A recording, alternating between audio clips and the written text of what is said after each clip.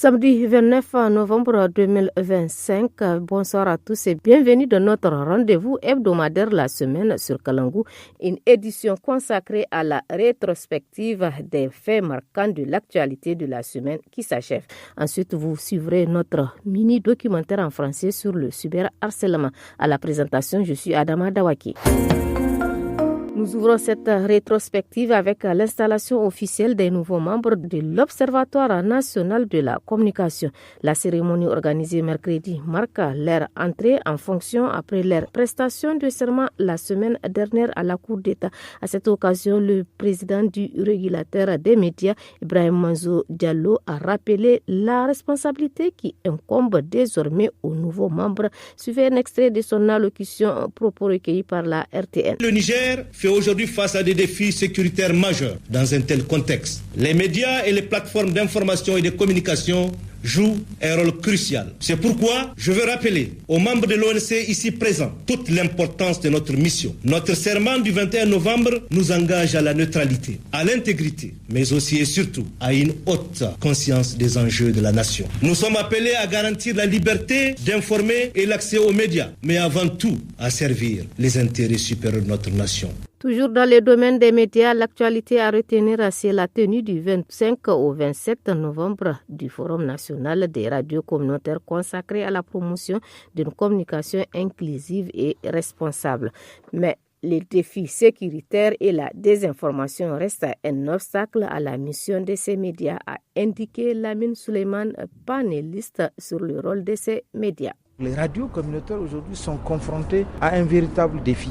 C'est lui de faire en sorte que la désinformation ne vienne pas empoisonner la vie de leur communauté. Parce que c'est de là-bas que ça vient. Ça ne quitte pas les milieux urbains. Deuxième chose, de peur de s'attirer le courroux des groupes armés non étatiques. Même sur des questions de scolarisation, des questions de mariage précoce et bien d'autres sujets qui touchent à l'épanouissement de l'enfant. Dans certaines contrées, les radios communautaires ne peuvent même pas se hasarder à toucher à ces sujets du fait de l'insécurité, des menaces qui pèsent sur eux et sur leur profession. Et maintenant, suivez les conclusions à l'issue de la rencontre des radios communautaires qui a pris fin jeudi. Les détails avec Omar Hama. Le Forum national des radios communautaires a abouti à plusieurs conclusions majeures, dont l'adoption d'une charte nationale engageant les stations à la diffusion des messages favorisant la paix et la cohésion sociale et à accorder la priorité aux langues nationales. Les participants ont également appelé l'État à soutenir ces radios en signant des conventions avec les communes et les administrations afin de faciliter leur fonctionnement et leur financement, ainsi qu'en exonérant les radios communautaires associatives de taxes et impôts. Ils ont enfin insisté sur la nécessité de professionnaliser les personnels de ces médias pour produire des contenus inclusifs et responsables et de renforcer la sécurité des agents de médias communautaires dans les zones de conflit. Autre fait de la semaine, c'est la commémoration ce 25 novembre de la journée internationale de lutte contre les violences faites aux femmes. Cette journée vise à sensibiliser à la gravité des violences sexistes et sexuelles, à encourager le renforcement des dispositifs de protection. Selon ONIFAM, au Niger, les femmes courent près de 3 fois plus de risques de subir une violence sexuelle que les hommes. Suivez ce reportage signé Rahilatou Soumana avec focus sur les cas de viol. Au Niger, les violences basées sur le genre, en particulier les viols, continuent de toucher de nombreuses femmes et jeunes filles. Des survivantes racontent des parcours marqués par le silence et parfois l'ignorance des mécanismes de prise en charge. J'ai balayé dans la concession où je travaillais quand le fils de mon patron m'a demandé d'aller préparer à manger. J'ai obéi. Il est sorti puis revenu avec 2 de ses amis. Ils ont commencé à me parler de choses obscènes en me touchant. Quand j'ai voulu crier, il m'a couvert la bouche avec sa main et a abusé de moi. Quand mes parents sont allés se plaindre, ses parents ont étouffé l'affaire en disant qu'il allait m'épouser. J'étais dégoûtée de la vie parce que je ne connaissais pas les voies de recours. La situation se dégrade avec une augmentation des cas de viol sur mineurs, alerte Madame Issa Fati, point focal VBG à Difa. Nous enregistrons 5 à 6 cas par semaine.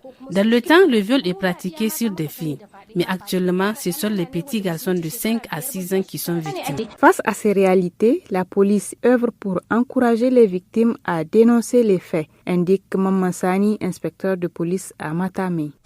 Nous, la police, nous rencontrons des défis pour sanctionner les auteurs. Aujourd'hui, une fillette de 3 ou 4 ans peut subir un viol, mais ses parents vont préférer se tourner vers des soins traditionnels. Ils évitent la prise en charge de la victime dans un centre de santé pour que les agents ne nous informent pas. Or, si on ne dénonce pas, le coupable pourrait récidiver. Cette situation constitue une contrainte majeure pour les autorités engagées dans la lutte contre les violences, souligne Sahia Moussa, directrice départementale de la promotion de la femme en Guingimi. Il arrive que nous engagions des démarches. Certains parents de victimes retirent leur plainte en disant qu'ils pardonnent et qu'il faut abandonner l'affaire. Malheureusement, cela va à l'encontre de notre objectif. Selon ONU Femmes, une femme sur 3 subit des violences au cours de sa vie. Chaque 25 novembre s'ouvre une mobilisation dans le cadre des 16 jours d'activisme contre les violences basées sur le genre. Toujours dans le cadre de ces 16 jours d'activisme, nous vous avons fait le point au Niger sur les mutilations génitales féminines, appelées aussi excision, qui demeure l'une des formes de violence subies par les femmes. Cependant, ces dernières années, la prévalence a considérablement baissé, indique Amadou Moumouni Soumaïla, le responsable des programmes de Koniprat. Depuis la première enquête qui a révélé les mutilations génitales féminines en 1998, qui était de 5%, aujourd'hui, grâce à une étude que l'UNFPA a fait, le taux de prévalence a nettement baissé. Aujourd'hui, nous sommes à 0,7% au niveau national. Donc nous pouvons dire que le combat est en train de payer. Vraiment, il faut que nous consolidons ces acquis-là pour pouvoir mettre hors du pays la pratique des mutilations génitales féminines. Parce que notre perspective est que le Niger soit le premier pays à atteindre la tolérance zéro d'ici l'échéance 2030 des ODD. Sur le plan sanitaire, une campagne de vaccination contre la méningite et la typhoïde a été lancée sur l'ensemble du pays. La particularité est que le vaccin contre la typhoïde sera inscrit dans le carnet vaccinal, souligne Dr Mahama Ishaou, médecin-chef du district sanitaire de la commune urbaine d'Agadez. Donc, dans le carnet de vaccination des routines PEV, programme élargi de vaccination, pour la méningite, l'ancien vaccin sera retiré pour introduire ce nouveau vaccin. Et maintenant, pour la typhoïde, c'est une première. La typhoïde, ça commence à devenir un problème de santé publique. Ça cause beaucoup de difficultés donc au niveau de la population, donc avec le nombre qui augmente et puis le nombre de décès aussi liés à la typhoïde. C'est pour cela qu'il y a eu l'introduction du nouveau vaccin pour réduire le nombre de cas. L'idéal, c'est de vacciner tout le monde, puisque tout le monde peut faire la typhoïde. Pour question des moyens, donc, on essaie de privilégier d'abord ceux qui sont plus vulnérables ou bien là où on constate le plus le nombre de patients, et c'est surtout les enfants et les jeunes adultes. Autre aspect de l'actualité, c'est le lancement mardi à Niamey d'une campagne sur l'enregistrement universel des naissances, une initiative du gouvernement nigérien et de l'UNICEF qui s'inscrit dans la dynamique de réforme de l'état civil afin de s'adapter au contexte mondial actuel. Le gouverneur de la région de Niamey, le général des divisions Asuman Harouna, explique l'importance de cette démarche. L'enregistrement des naissances est essentiel pour chaque pays, en ce sens qu'il est la base pour tout citoyen de son identité juridique. L'enregistrement des naissances permet de ce fait une gouvernance adéquate. Cette existence juridique permet à l'État l'anticipation dans la planification de toutes les actions d'investissement dans l'humain. La région de Niamey occupe la première place avec un taux de plus de 90% d'enregistrement de naissance chaque année. Parlons éducation avec l'annonce de la création d'un collège d'enseignement général à Assamaka, localité située à 400 km d'Agadez, frontière avec l'Algérie.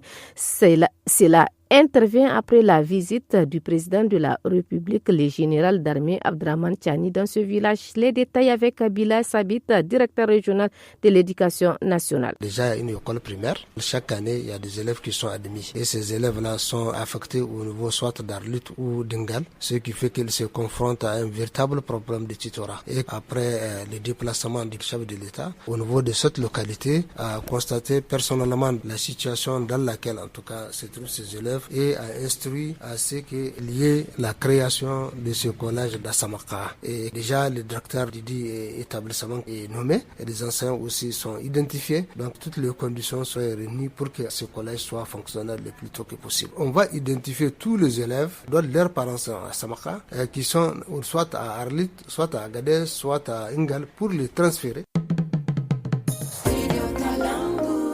Et maintenant, place à notre mini-documentaire dans le cadre des 16 jours d'activisme contre les violences faites aux filles et aux femmes. Nous vous présentons l'histoire d'une étudiante victime de harcèlement via les réseaux sociaux. Après avoir dénoncé les abus d'un membre de l'administration de son école, elle a transformé son épreuve en engagement en rejoignant une association de lutte contre le cyberharcèlement. Une réalisation de Balkissa Sidi et Fanta Chamsou. Bonne écoute.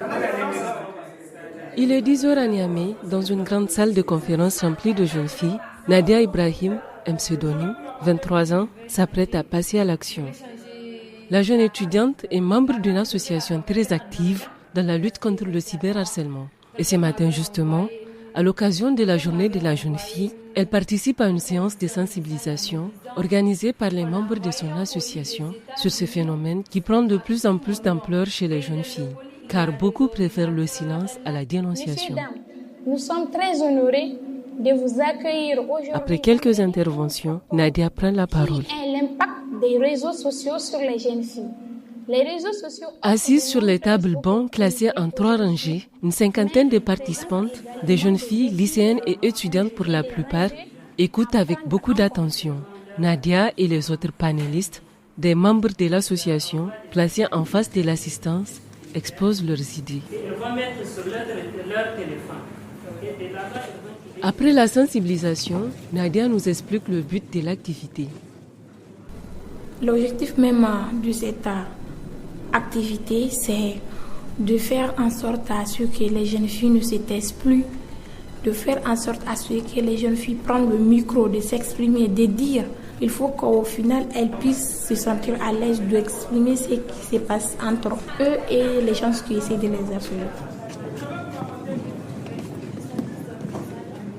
Si Nadia a fait de la question du cyberharcèlement des jeunes filles son cheval de bataille, des raisons très personnelles expliquent ce choix.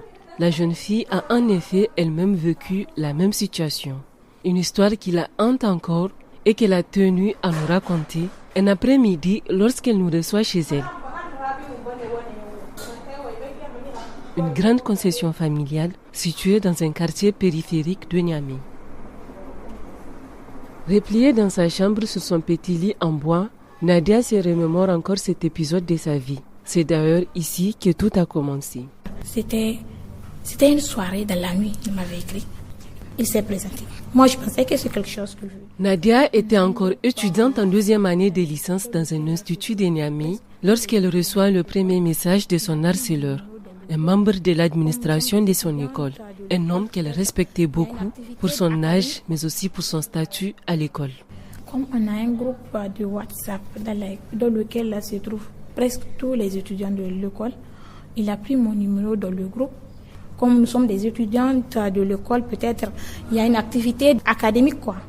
Il m'a demandé si on peut sortir, que tu as une forme Coca-Cola, quand je te vois, tu m'excites, voilà, ou bien... Étrange pour la jeune étudiante qu'elle était, mais elle n'était pas au bout de ses surprises. Les messages pervers continuent de plus belle. Il me dit des choses bizarres. Il me dit, j'ai même revu qu'on a couché ensemble parce qu'il m'a demandé le sexe. J'ai refusé. Un refus que le monsieur en question se contenta tout simplement d'ignorer. Il utilisa ensuite un autre moyen de pression, les frais de scolarité que la jeune fille n'avait pas encore fini de solder. J'ai même eu l'habitude de pleurer. Je le déteste d'ailleurs. J'ai pleuré mais j'ai rien dit. Parce que en pleine cour, je vous dis, en pleine cour, il appelle mon nom, je me présente, il dit venir. Je sors et lui, tu sais que tu n'as pas fini depuis, j'ai dit oui. Donc, je ne discute même pas avec lui. Je prends mon sac, je sors. Comme je sais ce qu'il veut, et moi aussi, je refuse de lui faire ce qu'il veut.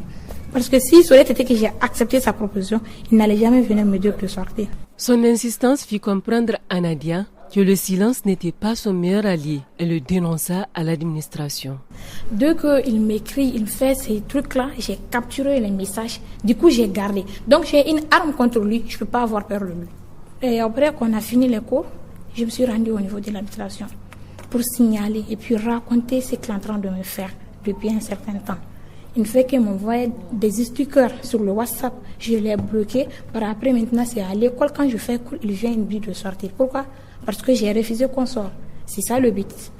Après, l'administration lui avait convoqué, il est venu. Moi, j'ai appelé mon papa. Et c'est grâce à cette dénonciation qu'elle put résoudre ses problèmes. Même si le traumatisme reste encore ancré dans sa mémoire, Nadia a su transformer sa douleur en force, éveillant les consciences de nombreuses jeunes filles. En témoignant de son expérience, elle espère donner du courage à toutes celles qui subissent le même calvaire parce qu'elle sait pertinemment que sous d'autres cieux, d'autres jeunes filles sont aussi confrontées aux mêmes problèmes. Et aujourd'hui, où qu'elles soient, Nadia accueille, conseille et oriente les autres victimes des cyberharcèlements. Et justement, un peu plus tard dans la soirée, une autre jeune fille rejoint Nadia dans sa chambre. C'est son amie de longue date, Alia. Regarde ce qu'il m'envoie. Tu vois, regarde. Stressée ce soir, Alia vient chercher conseil chez Nadia, sachant qu'elle est la mieux placée pour l'orienter. Je bloque son numéro, il change de numéro. À chaque fois, il te À chaque fois.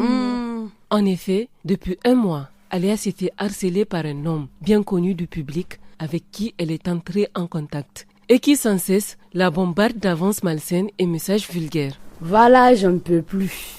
Je suis fatiguée. À chaque fois, il me fait des vocaux, des messages, je suis fatiguée. Ce sont aussi des vidéos, des stickers et même des photos sur WhatsApp. Ça fait beaucoup de messages. Il faut atteindre au niveau de peut-être 50, voire 60. Et c'est des vocaux. C'est même pas des messages, c'est des vocaux. On peut entendre sa voix. Elle a tenté de l'éviter à plusieurs reprises, mais elle revient toujours à l'assaut. J'ai bloqué son numéro 2 fois, mais elle a changé de numéro. À chaque fois, elle m'écrit sur des nouveaux numéros, sur un nouveau numéro. Ça continue, même hier nuit. Nadia n'hésite pas à conseiller son ami. Première option, renvoyer la flèche à l'envoyeur. Et s'il persiste, la police. Essaye de lui dire que s'il continue de t'envoyer des vocaux, ou bien s'il continue de te faire ceci, tu vas envoyer tout ce qu'il t'a dit dans des groupes que tout le monde le connaît. Et puis tu verras, là, il va avoir peur. Et s'il continue aussi, on va partir au niveau de la police, au niveau de la division, là où la commissaire s'occupe de ce genre de problème. Des conseils qu'Alia reçoit avec beaucoup d'attention. Elle promet à son amie de les appliquer à la lettre. Je vais t'envoyer les messages et les vidéos. Tu vas les garder. D'accord. Au cas où il supprime. D'accord, il n'y a pas de souci parce qu'il va essayer de les retirer. C'est bien toi quand tu as eu le courage de venir m'en parler. Pour Nadia, si ce genre de cas se produisent de plus en plus, c'est à cause du silence des victimes. Et c'est pourquoi, lors d'une de ces séances de sensibilisation, elle insiste pour que les jeunes filles harcelées ne se taisent plus. Car c'est grâce à la dénonciation qu'elle a pu se libérer de son harceleur. Et pour avoir vécu la même situation, elle comprend à quel point il est difficile pour une jeune fille d'exposer ce genre de situation. D'autres ont peur de s'exprimer parce que la majorité de ceux qui les harcèlent, ce sont des grands, ce sont des gens responsables, des gens influents. Mais d'autres se disent, si je dis c'est ça, c'est si, on ne va pas me croire. Parce que la personne est un responsable, la personne est ceci, c'est là. Or, ce n'est pas ça. Il faut qu'au final, elles se disent, voilà, même si la personne est ministre, quand la personne essaie de harceler, je vais le dénoncer. Après quelques interventions, l'assistance réagit. Quelqu'un m'avait envoyé un soi-disant message en me disant... Première victoire pour Nadia, les jeunes participantes venues de toutes les régions du Niger prennent la parole à tour de rôle car beaucoup se retrouvent et se reconnaissent dans le message transmis par les panélistes. Nadia et ses autres coéquipiers essaient tant qu'ils le peuvent de les conseiller. L'une des participantes venues d'Ottawa accepte même qu'on laisse notre micro ouvert pendant qu'elle exposait son cas à l'un des panélistes. Un monsieur m'a une fois écrit en fixant un rendez-vous avec moi et en me donnant ses propres conditions. Je lui ai dit qu'il se trompait de personne. Il m'a dit que de toutes les façons, toutes les filles sont pareilles. Ce sont des filles faciles. Je l'ai bloqué. Mais il a encore cherché un autre numéro pour m'écrire à nouveau. C'est là que j'en ai parlé à mon grand frère, qui l'a appelé pour le menacer. Oui, il m'a vraiment harcelé. Pour Nadia, si les graines de sensibilisation ont été sémées, il reste encore beaucoup à faire pour que chaque victime ose parler, car derrière chaque silence se cache une histoire, mais aussi une souffrance. Et c'est tout pour la semaine sur Kalangu en français. Merci de l'avoir suivi.